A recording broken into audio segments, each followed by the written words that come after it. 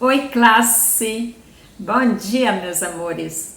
É com muita alegria que estamos aqui novamente nesta manhã de domingo e quero enviar um abraço muito carinhoso para todos vocês da classe Santuário, para todas e todos da Igreja Batista Nazaré e a todas as pessoas que nos assistem neste momento ou em qualquer momento durante a semana ou sempre que desejar através do YouTube.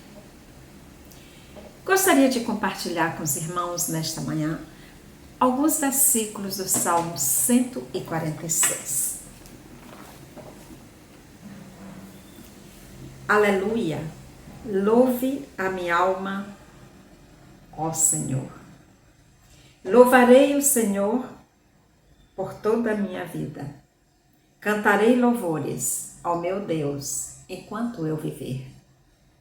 Como é feliz aquele cujo auxílio é o Deus de Jacó, cuja esperança está no Senhor, no seu Deus, que fez os céus e a terra, o mar e tudo o que neles há, e que mantém a fidelidade para sempre. Ele defende a causa dos oprimidos e dá alimento aos famintos.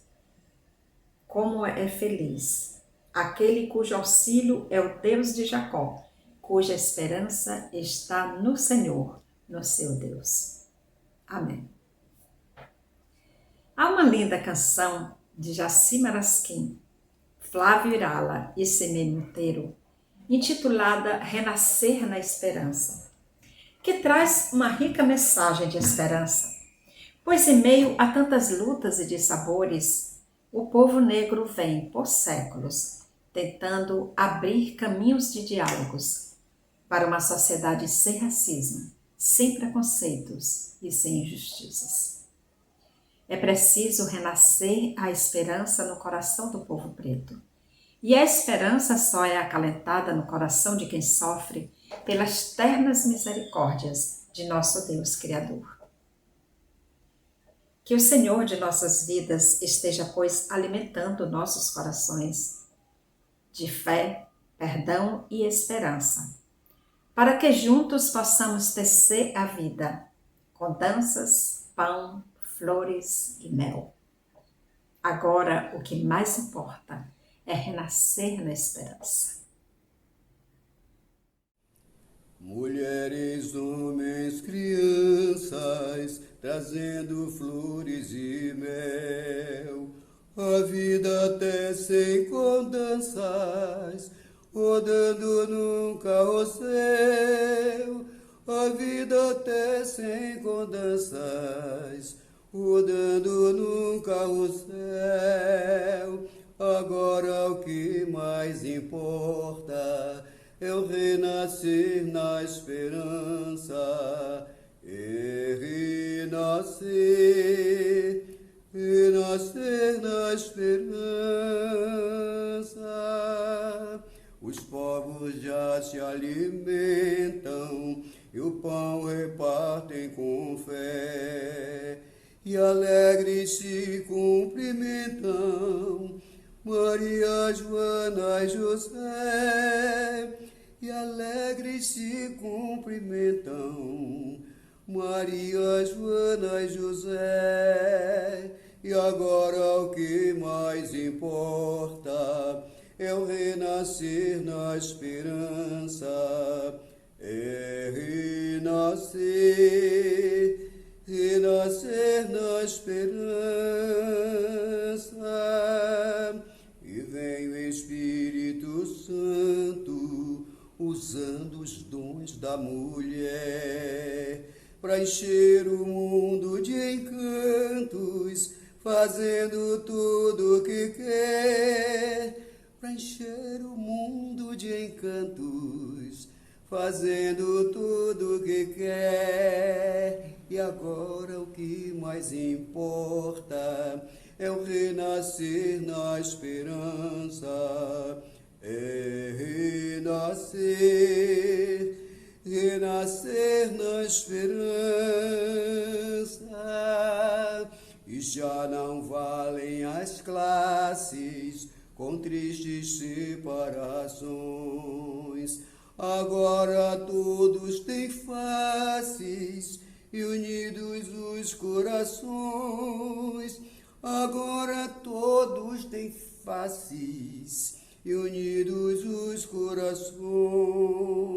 Agora o que mais importa é renascer na esperança. É renascer, renascer na esperança.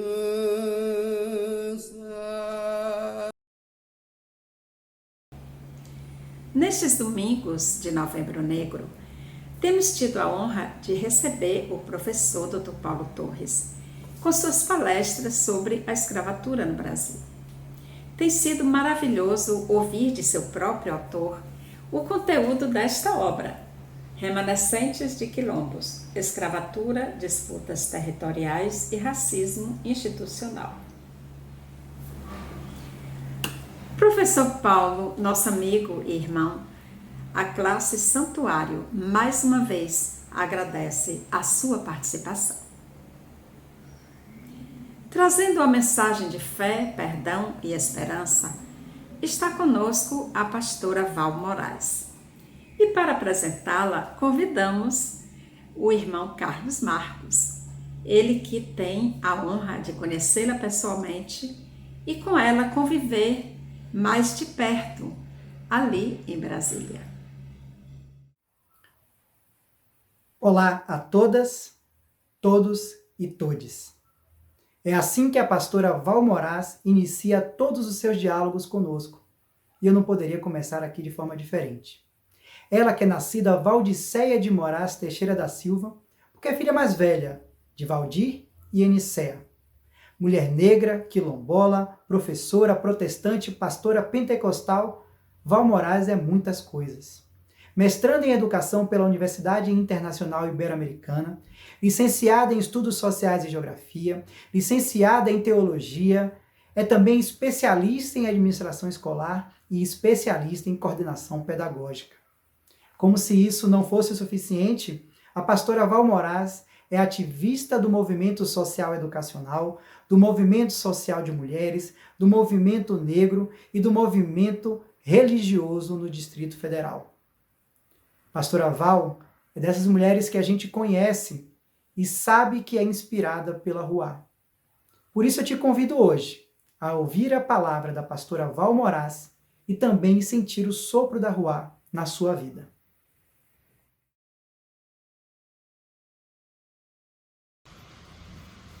A paz da Ruá. Eu me autodeclaro mulher negra, quilombola, favelada, professora, pastora, protestante, pentecostal e petista. Eu me autodescrevo assim hoje. Cabelo black power, amarração, óculos, terninho, animal print, blusa preta, batom vermelho, colar indígena da etnia Cariri-Xocó e brinco de argola de ouro. Em 20 de novembro de 2021, saudamos nossa rainha Mãe Dandara e nosso rei Pai Zumbi, com luta, resistência e sobrevivência nos atos fora Bolsonaro racista e, além dos atos, no Distrito Federal, com a primeira celebração política interreligiosa da consciência negra, abrindo o Dia Nacional de Dandara e de Zumbi, com cientistas da religião, sacerdotisas negras, sacerdotes negros, representando as seguintes organizações religiosas: Hare Krishna, islamismo, catolicismo, candomblé, espiritismo, santo daime e manifestações culturais de raiz africana.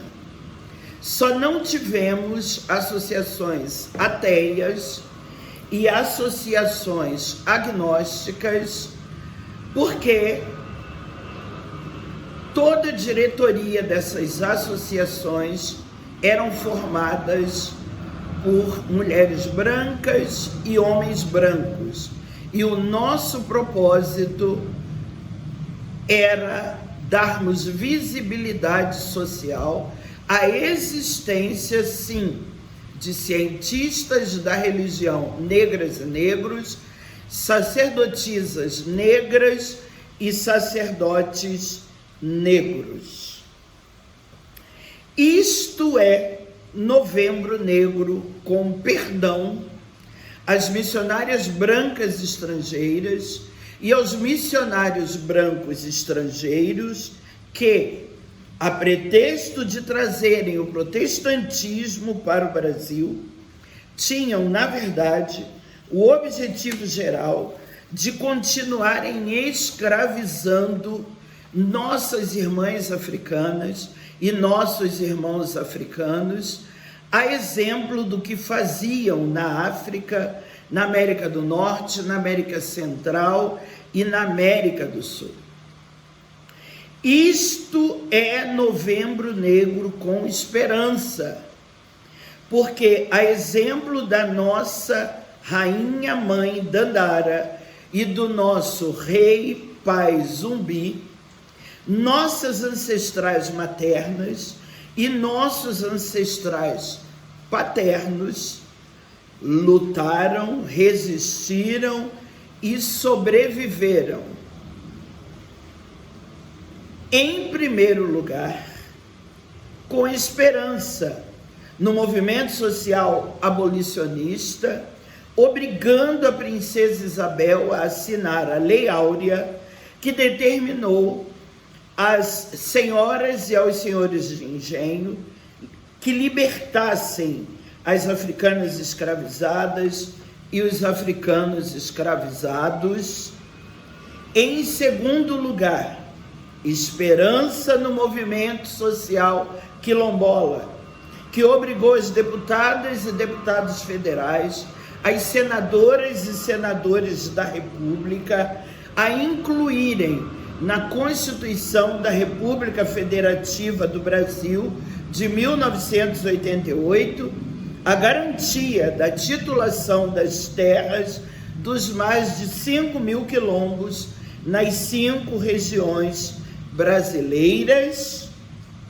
E, em terceiro lugar, esperança no movimento social negro, que obrigou as deputadas e deputados federais, as senadoras e senadores da República a aprovarem o Estatuto da Igualdade Racial, as leis de ações afirmativas para negras e negros nas universidades públicas estaduais, distritais, federais e em concursos públicos.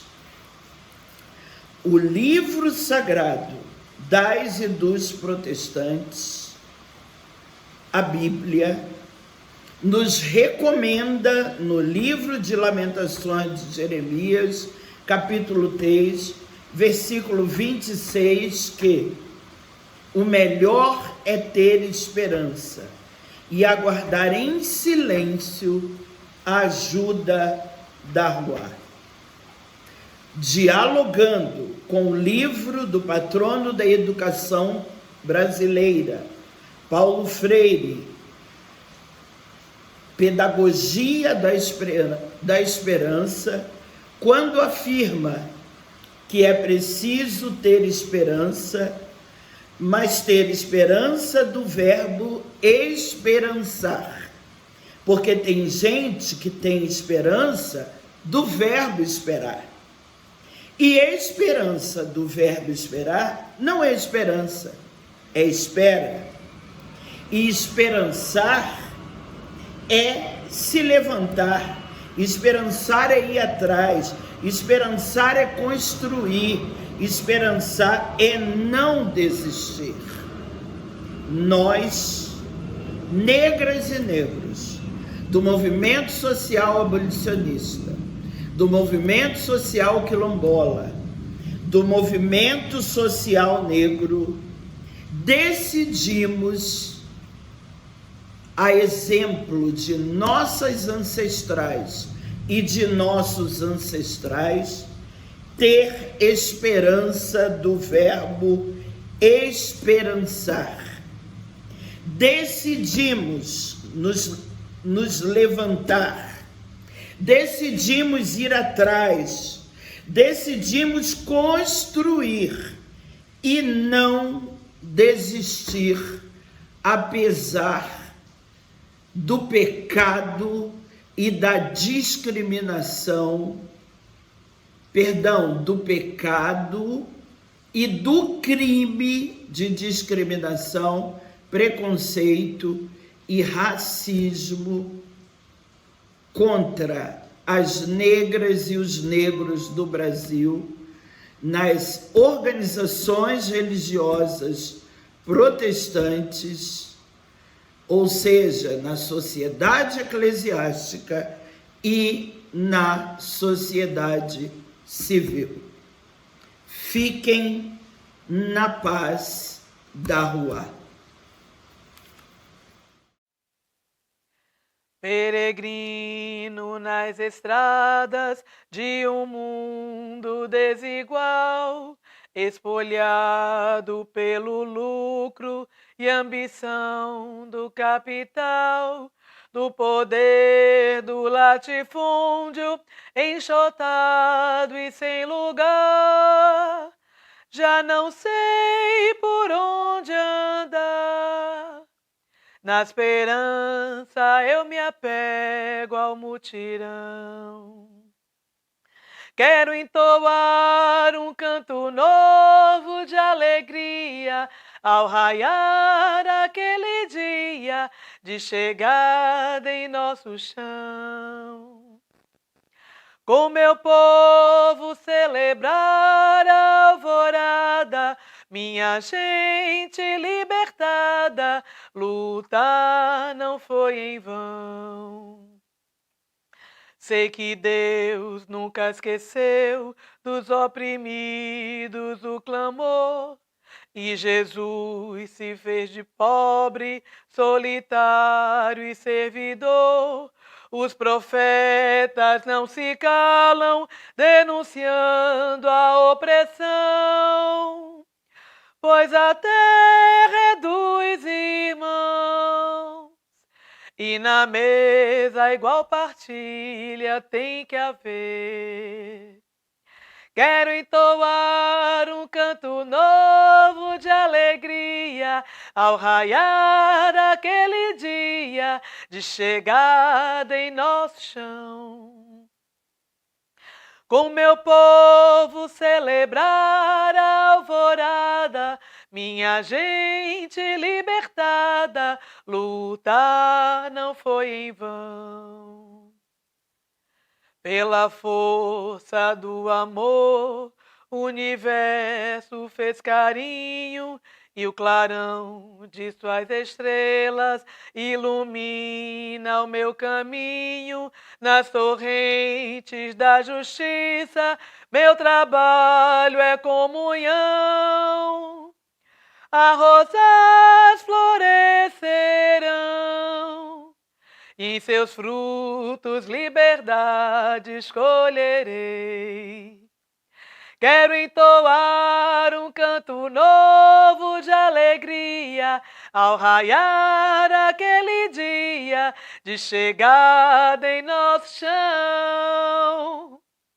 Com meu povo celebrar a alvorada, minha gente libertada, lutar não foi em vão. Quero entoar um canto novo de alegria ao raiar aquele dia de chegada em nosso chão. com meu povo celebrar a alvorada, minha gente libertada, lutar não foi em vão.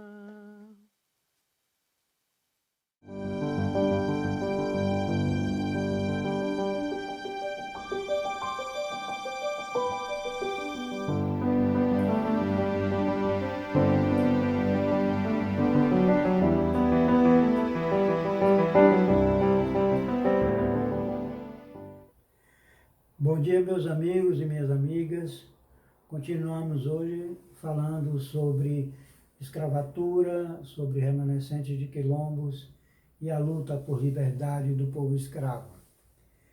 Hoje nós queríamos conversar basicamente sobre três temas que estão relacionados diretamente com essa questão e com o nosso livro e com o trabalho, né, que temos desenvolvido aqui. Uma primeira questão diz respeito ao movimento abolicionista. Quem eram esses abolicionistas?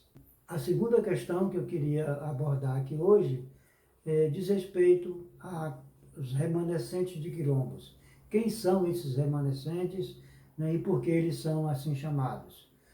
E a terceira questão é a luta por titulação dos seus territórios e a questão relativa ao racismo institucional como impedimento para que isso acontecesse e aconteça. Começando com a primeira questão, eu diria assim, quem são esses remanescentes de quilombos?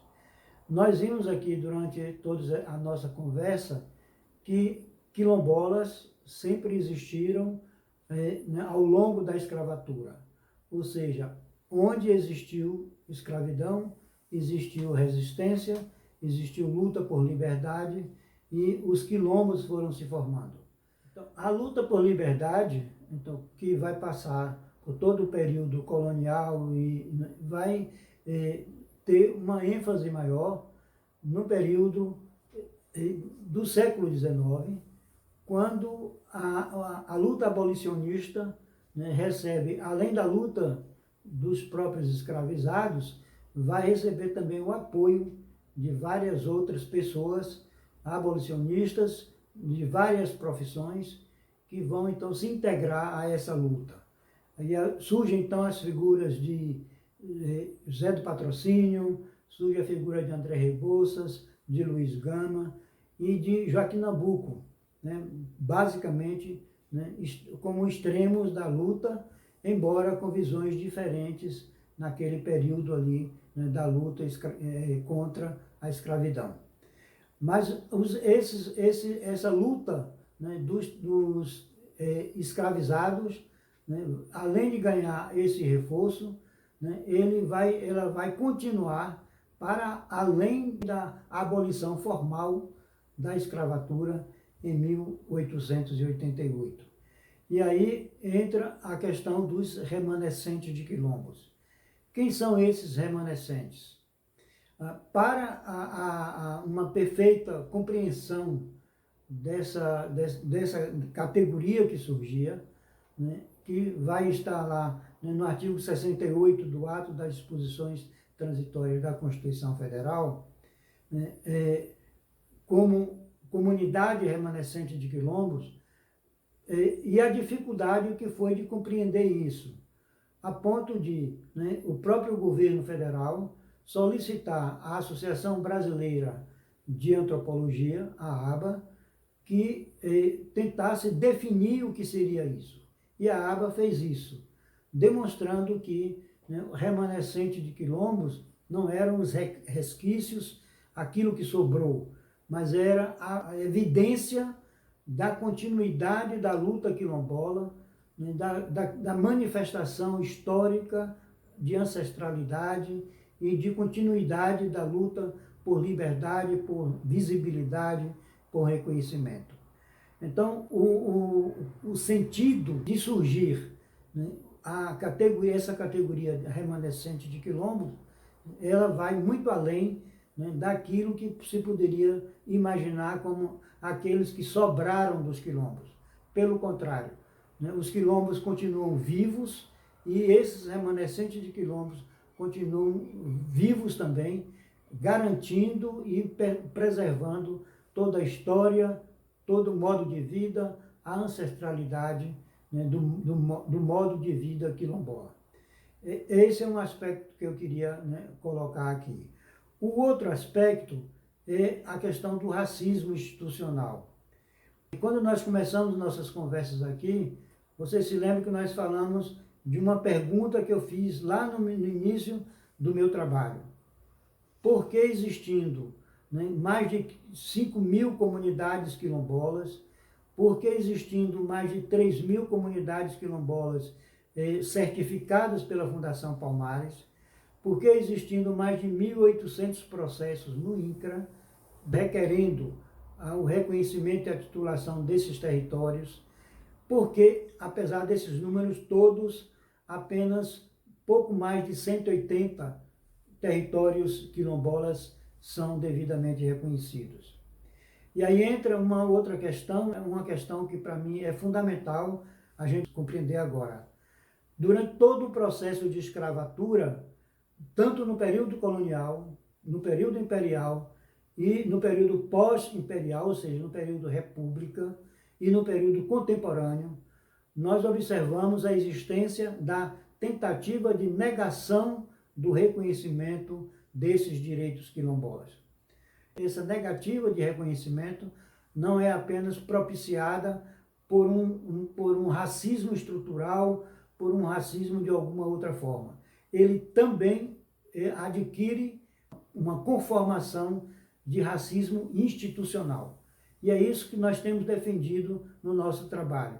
Esse racismo institucional que vai lá instituído desde o período colonial, quando a própria lei determina quem é escravo e o tratamento do escravo, vem para o período imperial, quando a legislação, e nós demonstramos isso, uma lei que foi feita e não é cumprida, uma lei que depois que é feita não é respeitada.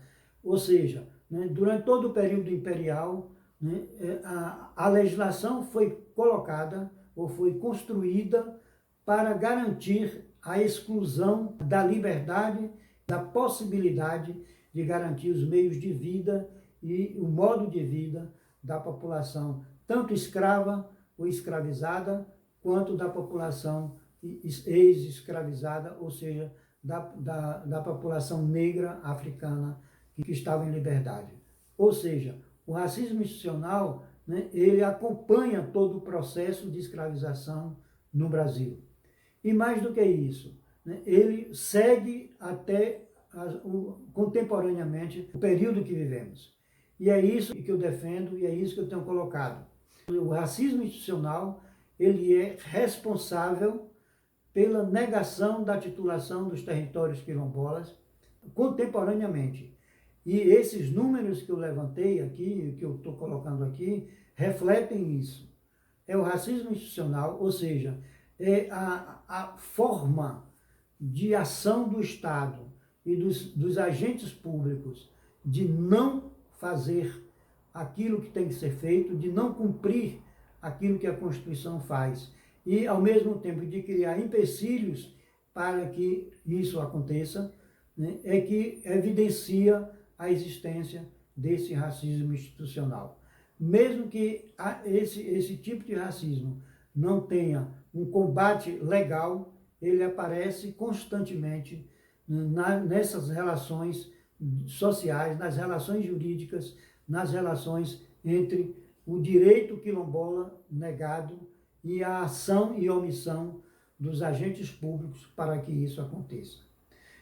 Agora, para não dizer que essas coisas acontecem sem nenhum combate ou sem a participação e a luta quilombola, é bom registrar, né, que durante todo o século XX, para não voltar ao século XIX, mas durante todo o século XX e todo o século XXI, até o momento que vivemos, né, os movimentos sociais de matriz africana, os movimentos sociais de luta pela titulação quilombola, os movimentos de remanescentes de quilombos, mantêm a luta firme, não só pelos territórios, mas pela liberdade de suas ações, pela garantia do seu modo de vida, pelo direito que tem, né, aos seus territórios, pelo direito que tem das suas manifestações religiosas, né, ou seja, né, a luta quilombola, né, ela permanece viva contra o racismo nas suas várias manifestações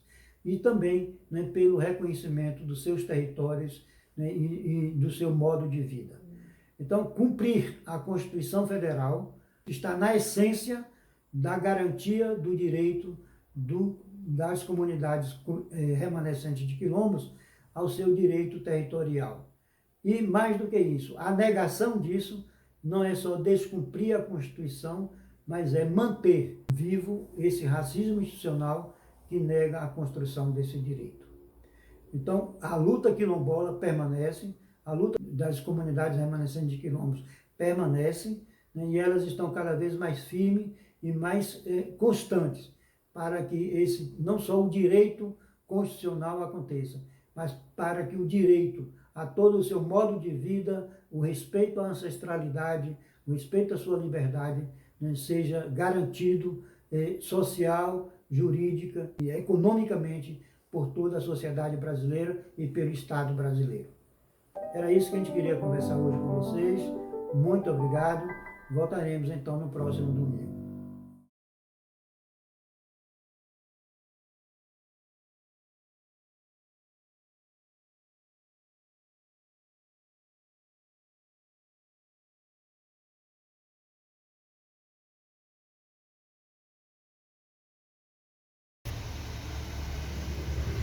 Saravá é uma saudação utilizada pelos africanos.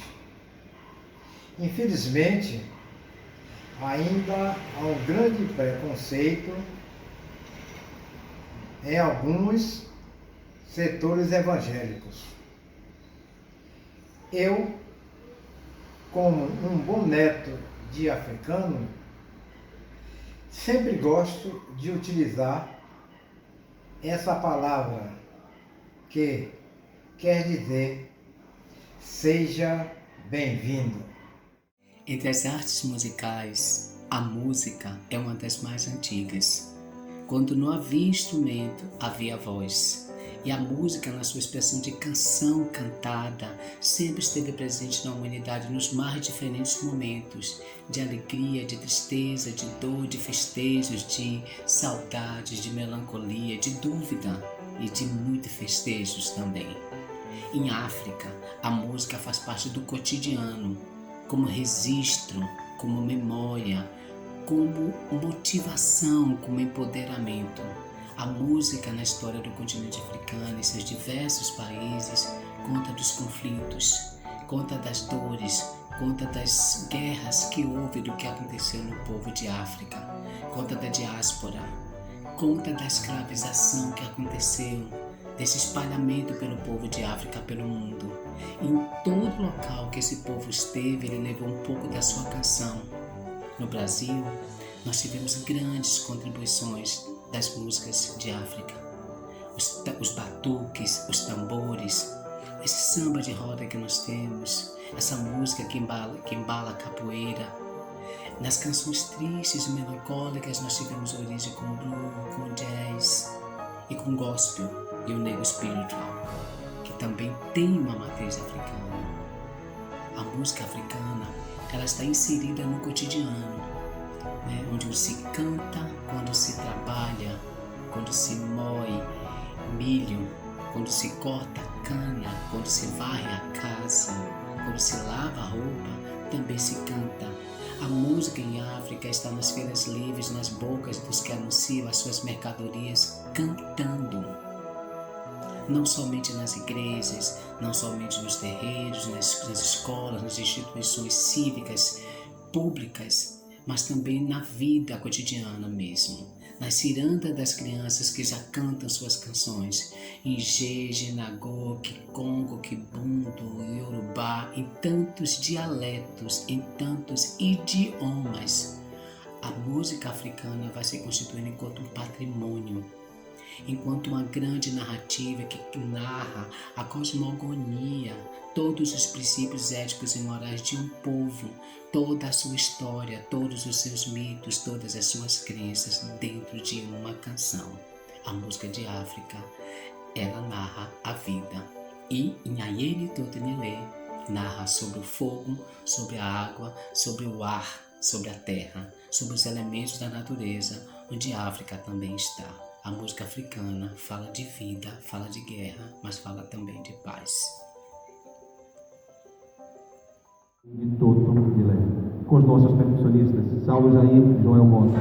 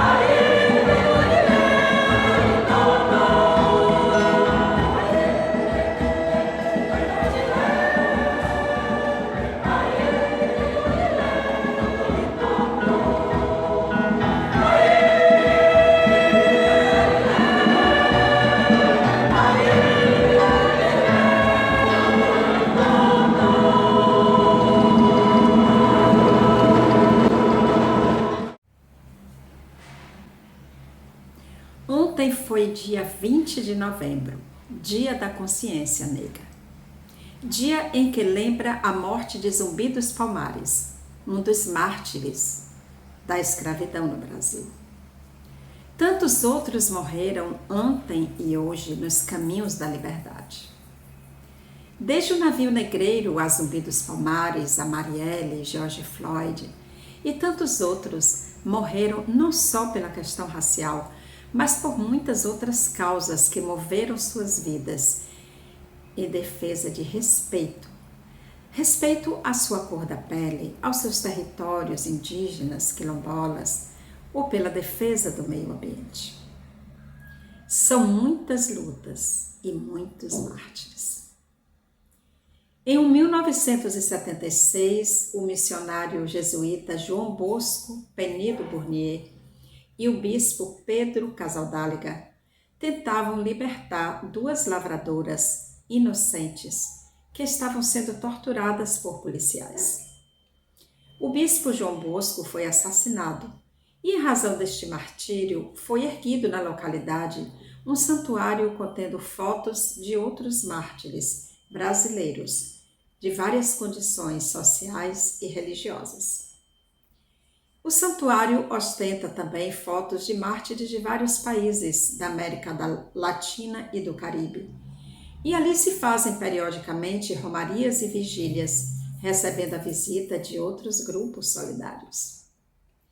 Para a comemoração dos 25 anos deste santuário, em julho de 2001, foi criada a Irmandade dos Mártires da Caminhada, como uma comunhão de afeto e de compromisso entre todas as companheiras e companheiros que comungam da memória de nossos mártires e a causa de seus martírios. Naquela ocasião foi escrita a oração da Irmandade dos Mártires da Caminhada, por Pedro Casaldáliga. E convidamos hoje a doutora Maria José Andrade de Souza para fazer esta oração. Maria José é doutora em Sociologia e Direito. É professora adjunta da Universidade Federal do Sul e Sudeste do Pará. Atua como assessora jurídica em conflitos socioambientais, sobretudo no estudo de decisões judiciais em conflitos agrários e ambientais. É uma associada da AATR e hoje ela está conosco fazendo a oração escrita pelo bispo Pedro Casaldáliga, como forma de memória e homenagem não só ao bispo João Bosco Penido Burnier, mas a todos e todas mártires negros que pagaram com a sua vida o preço do racismo.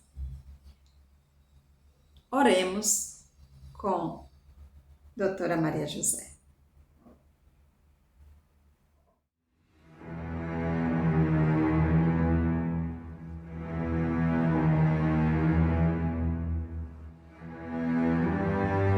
Deus da vida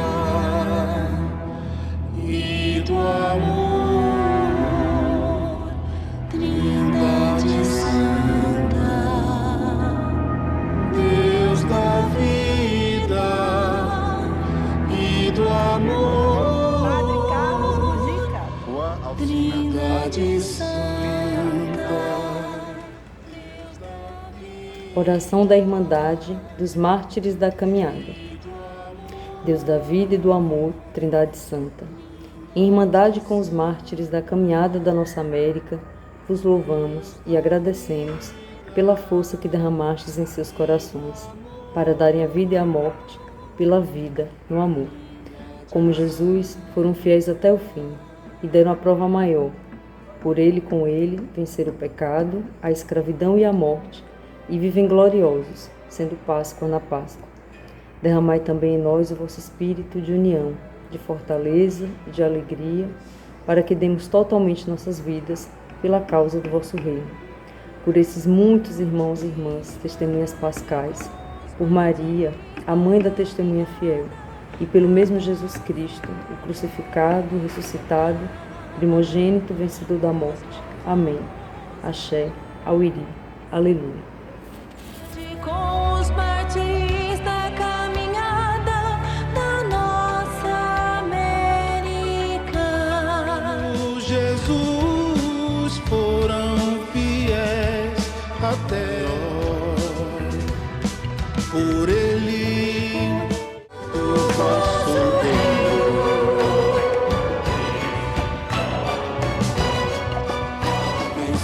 vencedor da morte.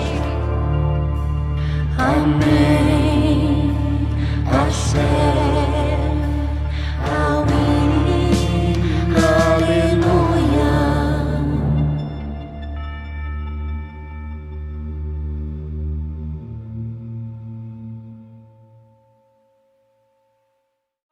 Um canto novo de alegria ao raiar aquele dia de chegada em nosso chão. Com meu povo celebrar a alvorada, minha gente libertada, lutar não foi em vão. Sei que Deus nunca esqueceu dos oprimidos o clamor, e Jesus se fez de pobre, solitário e servidor. Os profetas não se calam,